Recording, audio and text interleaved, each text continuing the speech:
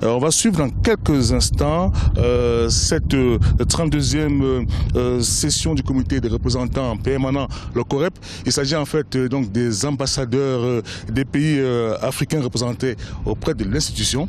C'est la journée d'ouverture. On va rejoindre dans une minute le Kigali Conference Center pour cet événement qui vient de commencer.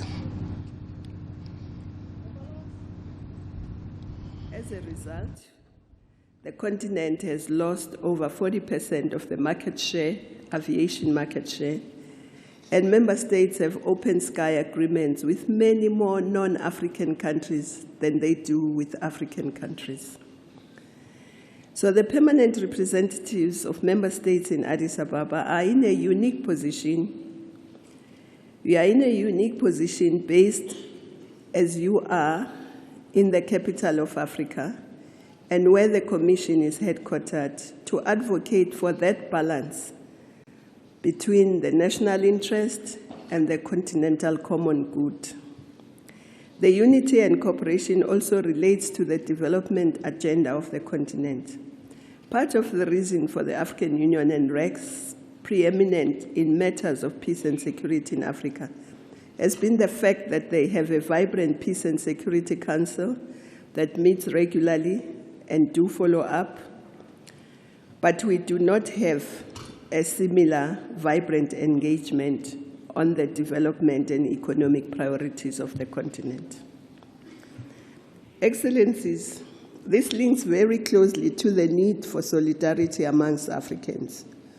We know that in areas such as peace and security and election monitoring, our countries have practiced the customary African solidarity by contributing human rights and election observers, by contributing troops and other personnel to peace operations. And of course, we also witnessed recently that over 20 countries also responded to the AU call for health workers to make the ASOA mission a success in the fight against Ebola. At the same time, the Commission had to work very hard to convince member states not to further isolate the affected countries when some of them stopped their national airlines from flying to these countries and stopped nationals from these countries from entering their countries. Excellencies, the agenda of Agenda 2063 program and priorities also require a great amount of solidarity to support each other's initiatives and not counterproductive competition amongst each other.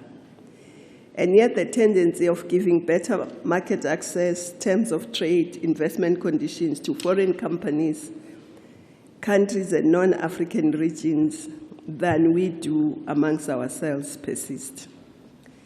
Closely linked to our principles of unity and cooperation and solidarity is that of self-reliance and independence. This is a matter that we've been seized with, both at the PRC, executive, and even heads of state level. And I know that sometimes some members of the PRC don't see eye to eye with the Commission on this matter, but I hope that we are past that now, that we can really work together to ensure that this principle of self-reliance and independence is realized. Excellencies, based as you are at the headquarters of the AU, you are most closely aware of the impact of the over-reliance on outside funding have on the Commission and on our organs, and on our ability to focus on continental priorities. The reality remains that he who pays the piper calls the tune. The Commission, of course, can and has tried and must do better to ensure that it streamlines its activities, to focus on priorities, to cut down on wastage and wasteful expenditure, to be more prudent with and so that it focuses on the activities that have a real impact for member states and our citizens. The decision of our heads of state and government to move towards greater self-reliance and funding for AU operation programs and peace operations must be our guiding mantra. We must continue to work together to see our operationalization, implementation, and monitoring of this decision. We rely on PRC members to work with us to continue to convince their capitals on their commitments to this decision. Excellencies, the last value that I want to talk about requires that we all in the Commission and PRC be Pan-African in our outlook and actions. Internal domestication of Agenda 2063 has commenced in at least 34 countries to date, as well as some RECs. We should, by January 2017, present the monitoring and evaluation framework to the Executive Council for adoption, with joint indicators for our first 10-year implementation plan, as well as for global sustainable development goals. This process of internal domestication of Agenda 2063 should help us to see in real terms the link between our national interest and the Pan-African agenda and progress. Progress in one or more countries, and indeed progress in as many countries as possible, will provide a tipping point which should help even those who lag behind. The larger and growing economies in different regions have to also play their role as locomotives for growth, skills development, research and development. If they themselves lag behind or slow down continental growth, it will have an impact not only in their national context, but in their sub-regions and the continent. The progress on the continental free trade area is one such area where, unless we take a Pan-African stance, we will perish as individual countries and as a continent. The world is moving towards mega trading blocs, but all those mega trading blocs exclude Africa. And of course, the Doha development round of negotiations have failed to even start. Unless we unite to form our own common market, the little bit of preferential trade we have at the moment will be further eroded. Excellencies, we have more to win than to lose from implementing our African vision. If more countries sign up on the Arusha Declaration on Harmonization of Universities, like East Africa has done, provide more opportunities for African young people to do degrees of their choices and to practice their professions in any part of the continent. If we continue to build momentum on continental free trade and free movement of people, it will create better conditions for our traders, farmers, businesses, entrepreneurs, and innovators to invest and trade with each other and to build Pan-African companies and brands. If we all build on progress to empower women and girls, we can all move a step closer towards healthier families, cohesive communities, and more peaceful and democratic societies. Excellencies, the relationship between the Commission and the PRC has been characterized by cooperation. Though stormy at times, the PRC has kept the Commission on its toes as it should. This working relationship requires ongoing attention and strengthening, as guided by our statutes, decisions, and our higher organs. The PRC must remain active in strengthening and engaging other organs, the Pan-African Parliament, the Commission and Court on Human and People's Rights, ECOSOC, and the APRM, NEPAD. These are critical institutions of our continent in the context of strengthening governance, democracy, and human rights, and they need our support. The PRC must continue to play an important role in preserving the institutional memory of our union through the institution of regional deans and should therefore help to guide the incoming commission on all the decisions that have been taken by the AU, including Agenda 2063. We'd like to thank the PRC for their support on critical matters, for the robust engagement we've had during this period. We must continue to see these robust engagements in the context of our common Pan-African mission to build an Africa and an African Union of the people, and a continent that is integrated, peaceful, and prosperous, and plays a dynamic role in the world. I will not say a lot more now because I'm sure we'll have another engagement in Addis during the handover.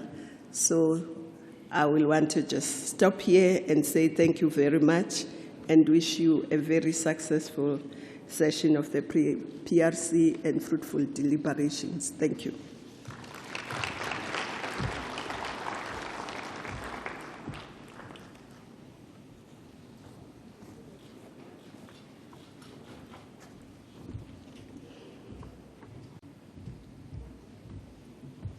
Thank you, Excellency Chairperson.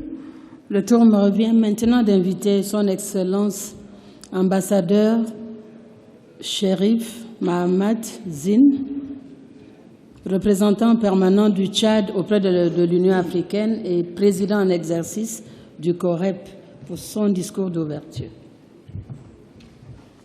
Merci.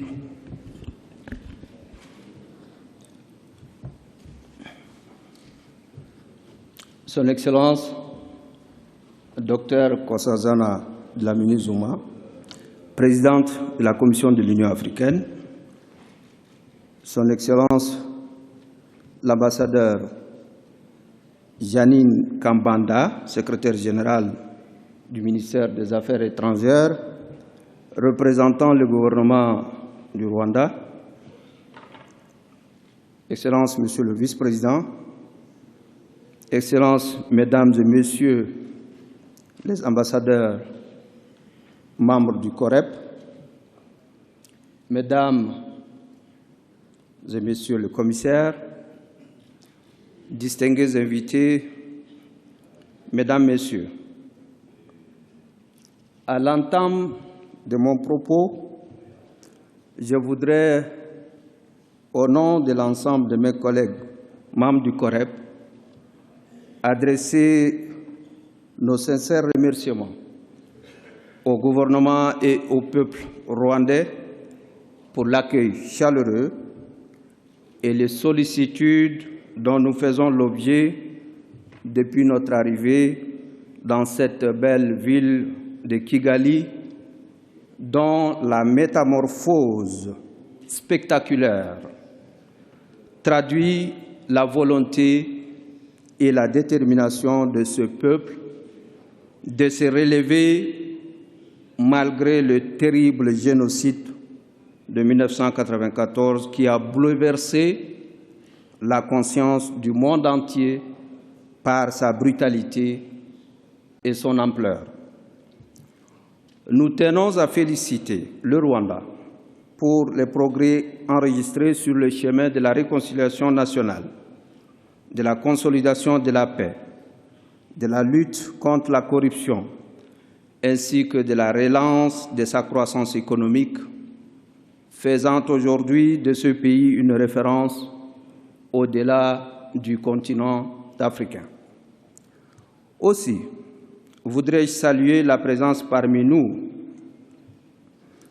les représentants des autres organes de la Commission et, chers collègues, vous remercier tous de votre participation à la 32e session ordinaire du Comité des représentants permanents devant préparer la 29e session ordinaire du Conseil exécutif prévue à partir du 12 juillet en prélude à la 27e session ordinaire de la conférence des chefs d'État et de gouvernement qui commence le 17 de ce mois et dont le thème consacré aux droits de l'homme, avec un accent particulier sur le droit de la femme. Ce thème, qui sera débattu par nos chefs d'État et de gouvernement, est en parfaite adéquation avec les préoccupations du continent et traduit la ferme volonté de nos dirigeants à renforcer la place et le rôle de la femme dans nos sociétés. Excellences, Mesdames et Messieurs les membres du COREP, à la suite des réunions préparatoires tenues à Addis Abeba et dans l'esprit de rationalisation des sommets de notre Union, la présente session du COREP devrait se focaliser essentiellement sur, entre autres, l'examen du projet de budget 2007 afin de faire des recommandations au Conseil exécutif qui, à son tour, en soumettra les siennes propres à la conférence de l'Union pour adoption. À cet égard, je tiens à remercier et féliciter les sous-comités du COREP sur les questions administratives, budgétaires et financières et la Commission de l'Union africaine pour leurs efforts conjoints remarquables dans la préparation du budget dont la qualité détermine la réalisation des objectifs fixés. Nous tenons également à saluer le travail préparatoire relatif aux recommandations d'audit devant retenir notre attention et dont la mise en œuvre est cruciale pour asseoir une gouvernance interne efficace et sans faille. La revue des progrès enregistrés dans la mise en œuvre du premier plan décennal de l'agenda 2063 mérite aussi une attention particulière de notre part. La situation en Palestine et au Moyen-Orient, les points proposés par les États membres, ainsi que l'analyse des rapports des comités techniques spécialisés, en particulier en ce qui concerne leurs implications juridiques, financières et structurelles, en rapport avec la tendance de prolifération de nouvelles structures de plus en plus budgétivores, mettant à rude épreuve nos capacités financières et techniques réelles déjà bien limitées. Nous aurons aussi à procéder à l'examen des rapports des organes de l'Union, comme le Parlement panafricain, la Commission africaine des droits de l'homme et des peuples, la Cour africaine de justice, l'ECOSOC, le Comité sur le droit et le bien-être de l'enfant, ainsi que la Commission de l'Union africaine sur le droit international. Et enfin, nous devons aussi nous pencher sur les rapports sur les activités de la capacité africaine sur la gestion des risques.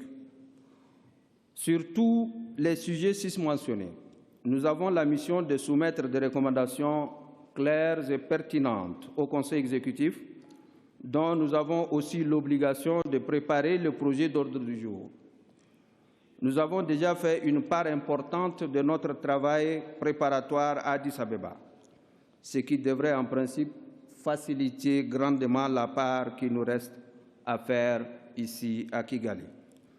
Excellences, Mesdames, Messieurs, comme vous le savez, Son Excellence Idriss Déby Itno, président de la République du Tchad, président en exercice de notre Union, en consultation avec les chefs d'État concernés et la présidente de la Commission, a donné de nouvelles orientations pour limiter l'ordre du jour du sommet en sus du thème à des questions stratégiques dont, entre autres, le financement de l'Union, le budget, les élections, les questions de paix et de sécurité sur le continent.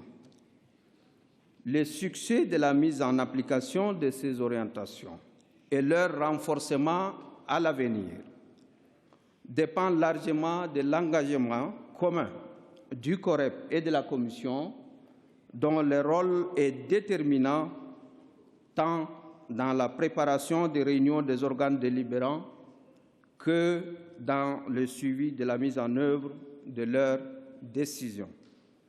C'est pourquoi je voudrais nous inviter tous à réfléchir davantage sur la manière de renforcer notre modeste contribution dans le processus de rationalisation des réunions de nos instances supérieures à travers l'allègement de leurs ordres du jour.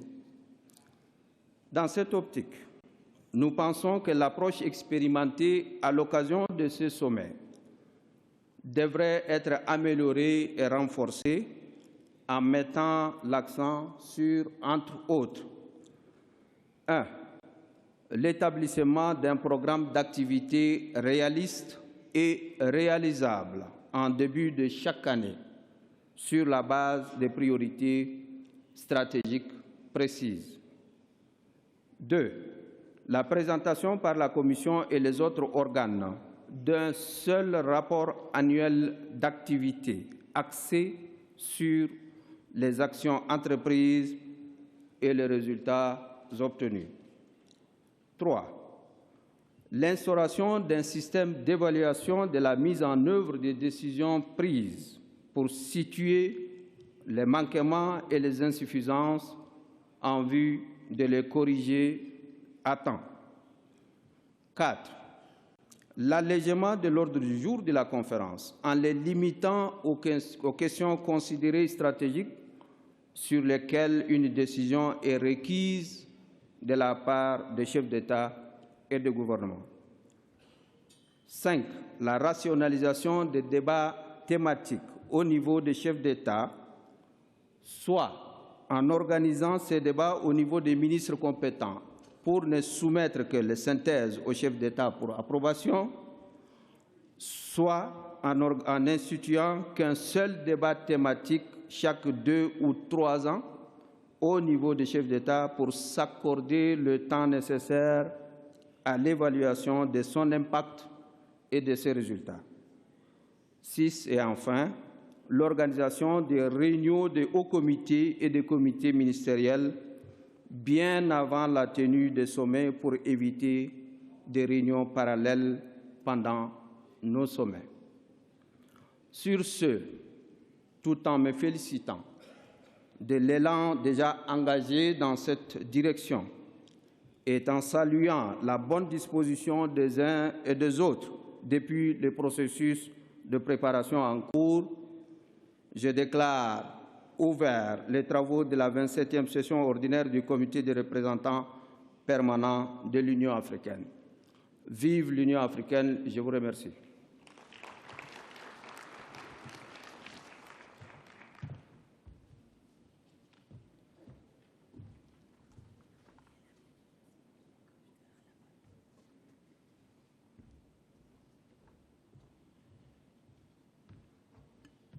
Merci, Excellence. Excellences, Mesdames et Messieurs, nous sommes arrivés au terme de la séance d'ouverture de cette réunion du COREP. Tout en vous souhaitant bon début de travaux, je rends la parole au président de l'Union, son Excellence ambassadeur Chérif.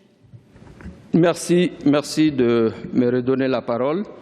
Et je voudrais, avant toute autre chose, vous inviter, comme vous le savez, on a perdu notre collègue, notre doyen général,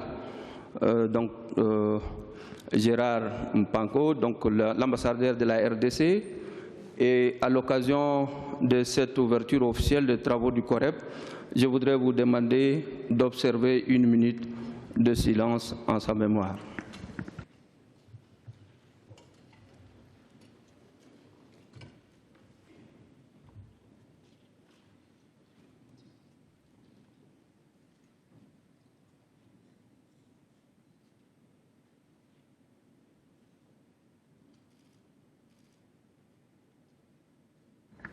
Je vous remercie.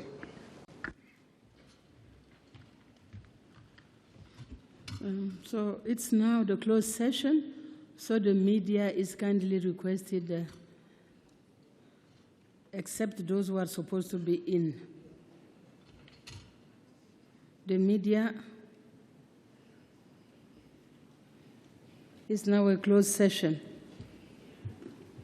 Vous venez donc de suivre en direct cette 32e session d'ouverture donc du COREP, qui est le comité des représentants permanents. Ce sont les ambassadeurs des pays africains représentés au sein de l'Union africaine, donc autant dire les 54 ambassadeurs des pays africains, et qui vont donc plancher à huis clos sur les progrès enregistrés dans le cadre de l'agenda 2063. Ça fera 100 ans qu'il y a eu en 2063, qu'il y aura eu la création de l'Organisation de l'Unité africaine. Donc il y a tout un agenda qui est prévu à cet effet-là, avec des étapes qu'il va falloir évaluer. Et il y aura aussi le point sur le budget. Vous savez que l'institution, l'Union africaine, connaît quelques problèmes financiers, et ils vont aussi bien sûr plancher sur l'organisation des élections. Il y aura des élections certainement au cours de ce 27e sommet sur des commissaires et même du président de la commission de l'Union africaine. Tout cela bien sûr, ça sera des travaux préparatoires pour la réunion du comité exécutif qui va se tenir à partir du 13 et pendant 2 jours, et qui va réunir les ministre des Affaires étrangères, et du 17 au 18, il y aura donc le 27e sommet des chefs d'État de l'Union africaine, toujours ici au Kigali Conference Center. Donc je vous remets l'antenne à Paris. On va se retrouver bien sûr tout au long de la journée pour quelques sessions d'information sur ce 27e sommet de l'Union africaine.